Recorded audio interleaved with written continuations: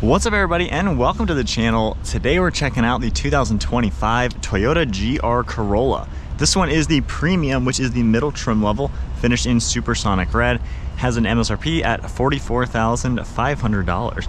So what do you guys think? Is the GR Corolla the best hot hatch on the market?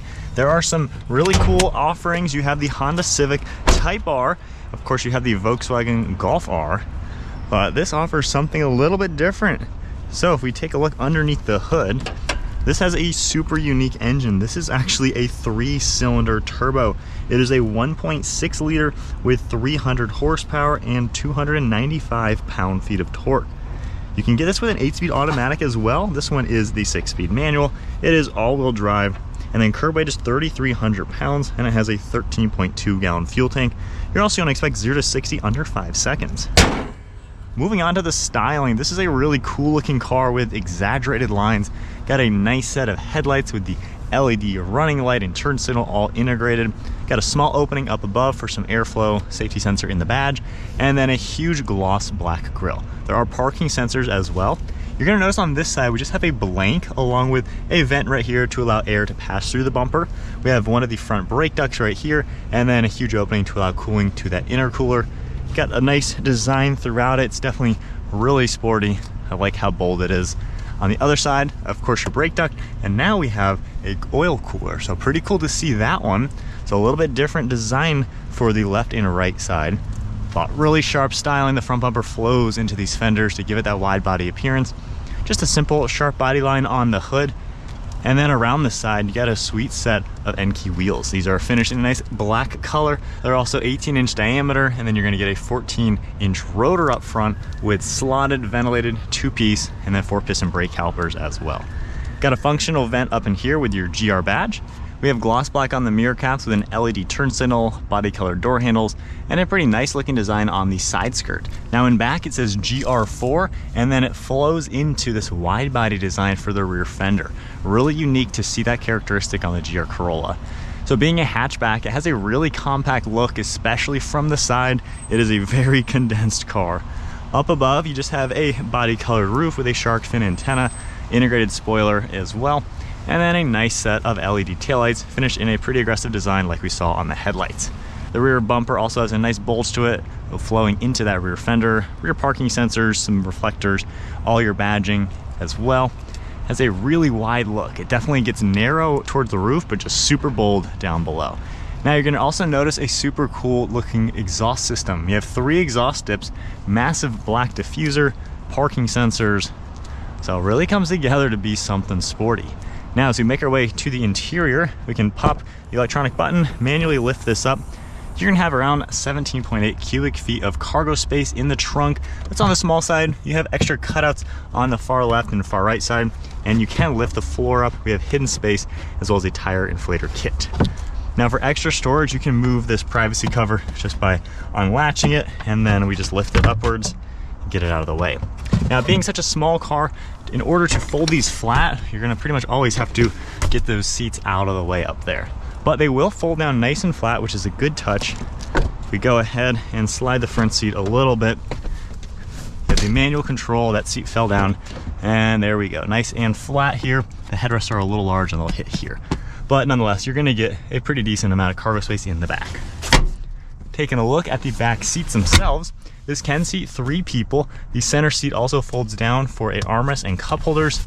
And then you can see just storage behind each of these seats. You have a little bit of access to this storage as well as 2 plugs.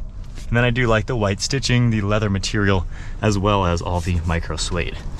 Door panel is gonna have cup holder, grab handle and armrest. Just a little bit of plastic material in back versus what you're gonna see on the front. And then sitting back here with that driver's seat slid forwards, not too bad. It is a little bit on the cramped side back here. The seats themselves offer a good amount of space and support. However, with the driver's seat set at an adult's height, your knees are gonna be just barely touching. So it's a little small headroom, you got a couple inches, and then the roof line is pretty close to your head as well. So it is definitely on the cramped side, a little bit of a compact car back here, very noticeable. Nonetheless, not too bad for what it is. As you make your way up front, you're gonna get more soft touch material up here with the white stitching. You got your padded armrest, some gloss trim around there, and then of course all of your controls. Now for the front seats, once again, you're gonna get the nice materials, the synthetic leather, the contrast stitching, and all that micro suede. They're a really good looking set of seats, not exactly crazy bolsters or super nice buckets, but they do look really premium for this kind of car. And then hopping inside, you got a nice design on the steering wheel with the white stitching, GR badge, and then foot on the clutch. Let's fire it up. You got a cool display as well in the center. Of course, all of your chimes. And then it is customizable. We can back out of all the warnings and then take a look. If you scroll left and right, you can configure what you're gonna wanna see.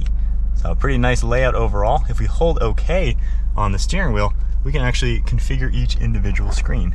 So we have quite a few different things you're able to see. Scrolling to the left screen, same sort of deal. And then over on the right side, same thing. Now we have drive modes down below. You can toggle it up and down.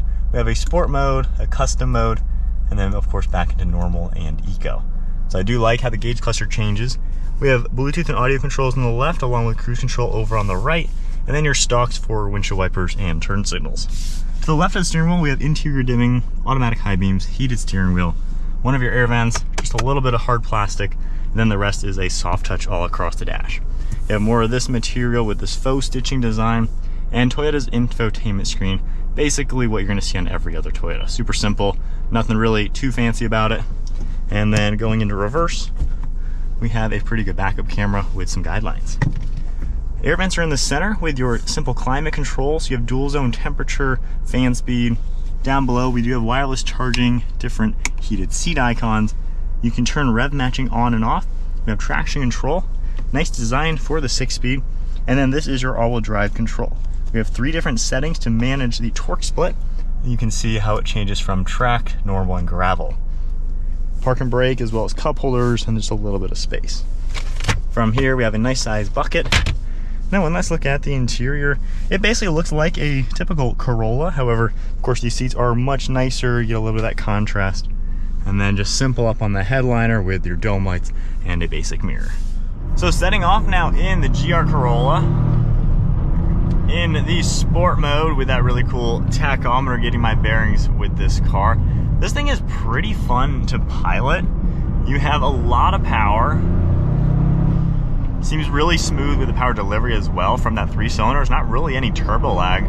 And in this setting, while the suspension is stiffer, it is still really refined actually, where you're not getting jarred around at all by any of these bumps. So it seems like a pretty nice car to drive, even in the harshest settings. The brakes do a good job. The manual is a lot of fun. Going through the gears, it seems pretty responsive. The clutch pedal does have a little bit of a bite point that you feel, so it takes some getting used to it. But overall, when you're taking the turns and playing with some power in this car, it is a blast.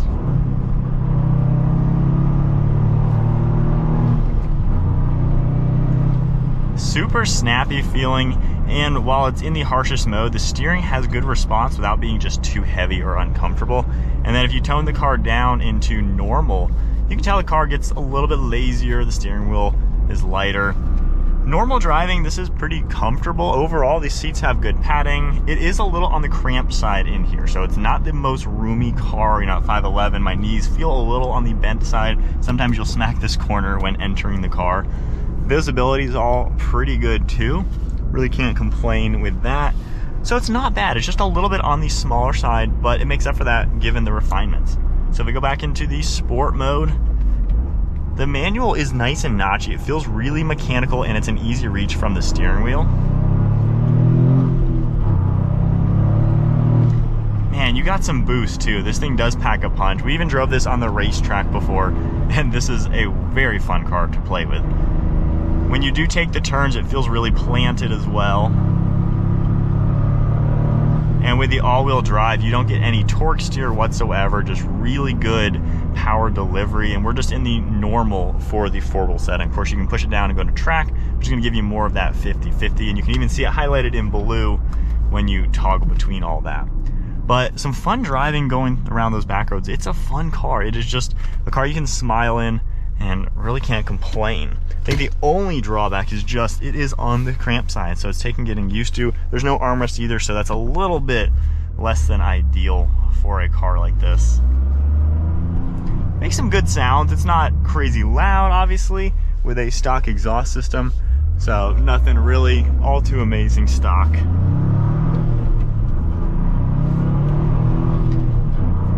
I do like how there's pretty much no turbo lag, so when you shift, the car just feels really smooth going in between gears. So it makes it fun to drive. Slightly a little bit extra weight on the clutch versus some other cars to make it to where, you know, you're gonna feel the clutch pedal. It's a manual, you gotta work to drive just a little bit because the clutch is a little on the heavy side. The shifter is easy, it's fine, definitely fun to work with. And then you have the automatic if you wanna tone it down a little bit.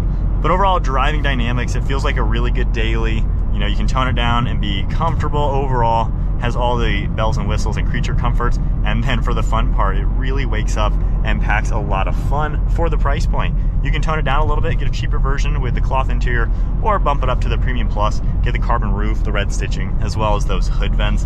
But it definitely has a lot to offer for sure. If you just want something fun with the extra refinements and all-wheel drive that some of the competition isn't gonna have.